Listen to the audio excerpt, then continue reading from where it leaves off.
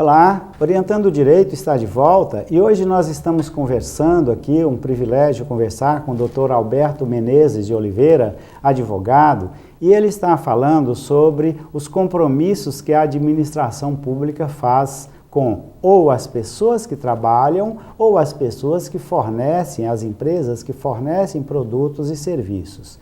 E eu prometi que nesse bloco faríamos uma pergunta ao Dr. Alberto, e antes eu gostaria de explicar ao nosso próprio telespectador, e como uma introdução à pergunta que eu farei ao Dr. Alberto, que há uma espécie legal que a própria Constituição prevê, por sinal, portanto, mais do que legal, que é baseado em lei, é constitucional, porque é baseado na Constituição, que é a lei maior, e prevê a Constituição que quando um gestor, uma administração, um administrador vem para um cargo, ele eleito pelo povo, ele tem alguns cargos chamados em comissão. Esses cargos em comissão são transitórios, as pessoas só funcionam os decretos que os autorizam a contratação dessas pessoas enquanto o administrador eleito estiver no exercício do cargo ou do encargo,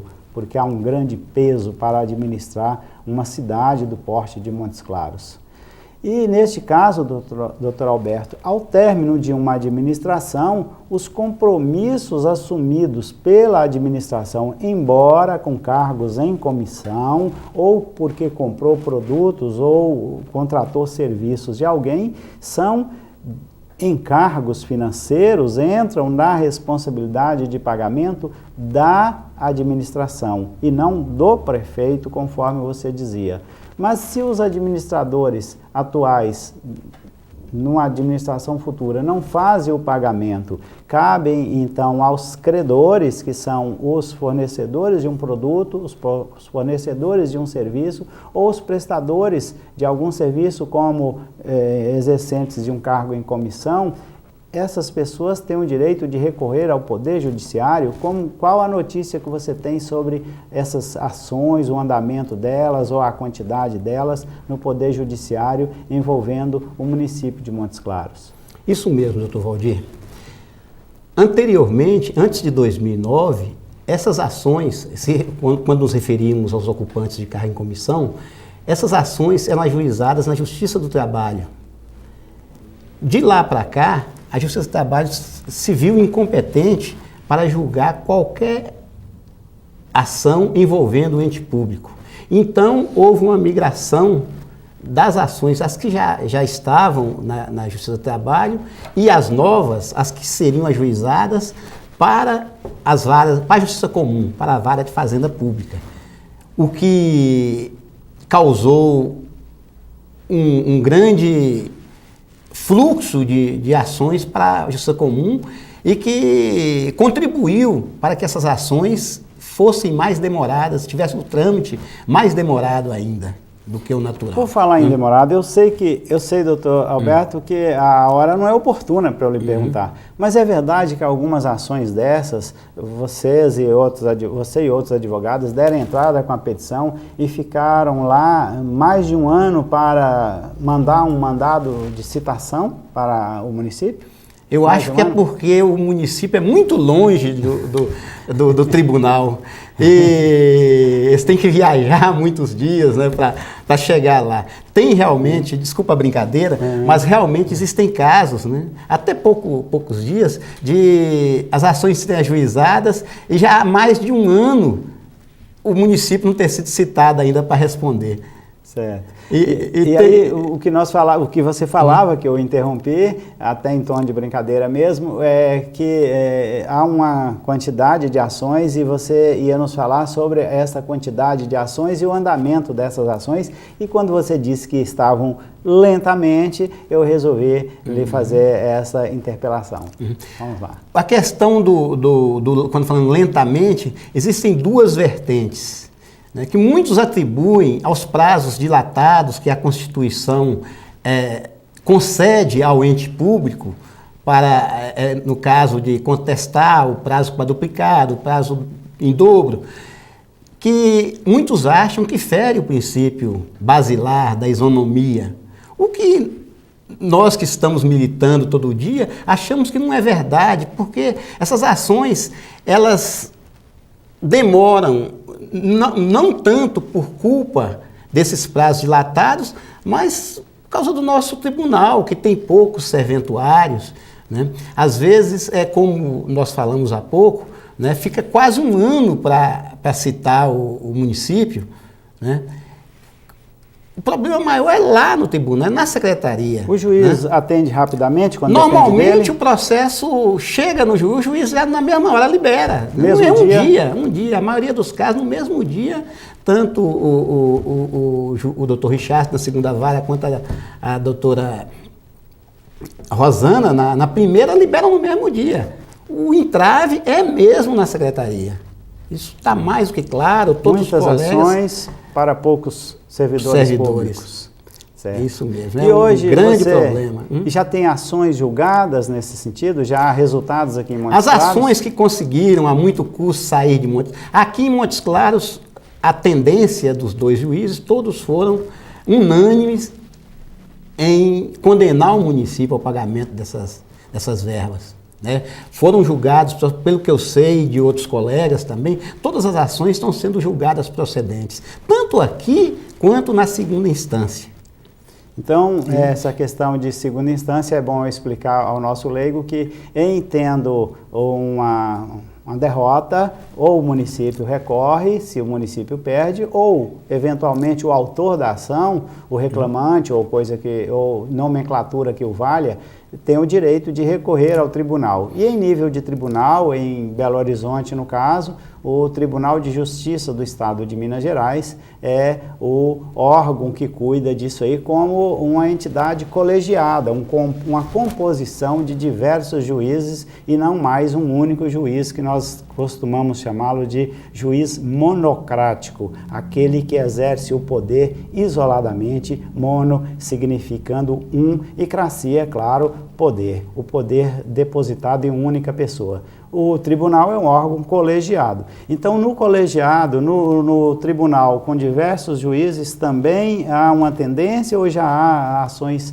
julgadas no tribunal referente a Montes Claros? Graças a Deus, doutor Valdir, já o tribunal está fazendo justiça e está referendando todas as decisões dos juízes aqui de Montes Claros, do juiz de primeira instância. Apesar dos argumentos dos nossos colegas procuradores, que insistem em falar que impingir aquelas pessoas que estão ajuizando as ações, aquelas pessoas que não receberam os seus vencimentos, de mentirosos, que estão querendo se aproveitar, se enriquecer às custas do erário público. Para o senhor e os telespectadores terem ideia da falta da maldade e da inescrupulosidade desses argumentos, eles estão colocando todos os ex-servidores de mentirosos. Uma coisa que é de conhecimento público, que o próprio prefeito diz que não pagou porque o anterior não deixou dinheiro em caixa. Ele já emitiu nota, como dissemos, que não ia pagar dívidas contraídas, que não são dívidas, né, passou a ser dívida depois do não pagamento no dia 5 do mês subsequente. Apesar de ser público e notório, né, que a administração municipal não pagou esses proventos, vem agora os nossos colegas procuradores dizer que todos estão mentindo, todos esses servidores estão mentindo, que eles já receberam e estão querendo receber de novo. Mas se eles receberam, tem os empenhos, tem tudo lá, não bastaria apresentar no processo, não precisaria falar, né? Bastaria apresentar no processo, não é isso? Que no tribunal, perante o Poder Judiciário, não precisa falar, basta se provar. Para justificar, doutor Valdir, esses argumentos mentirosos, eles estão usando a máxima dura lex sed lex. Eles estão falando que o servidor assinou a rescisão, ele significa que ele recebeu. Porque todos, no final da administração, quase que por unanimidade, todos foram orientados a pegar a rescisão, que na semana seguinte o dinheiro ia estar disponível. Mas se pagou, tem um empenho. Esse empenho, em nenhum momento, eles apresentaram.